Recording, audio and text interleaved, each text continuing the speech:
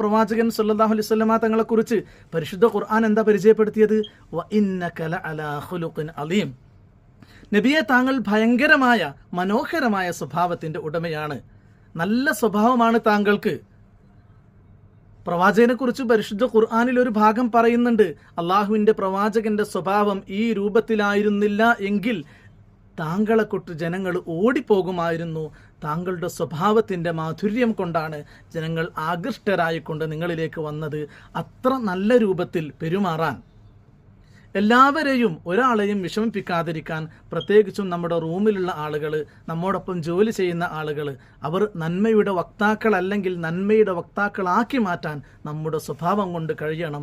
അല്ലാതെ അവർ മോശപ്പെട്ടവരായി ചിത്രീകരിച്ചുകൊണ്ട് നാം ഒരു രണ്ടാം കണ്ണോട് അവരെ കാണുമ്പോൾ അവർക്ക് ചീത്ത സ്വഭാവത്തിലേക്ക് കൂടുതൽ പോകാൻ പ്രചോദനമാകുന്നുവെങ്കിൽ നാമും അവിടെ തെറ്റുകാരാണ്.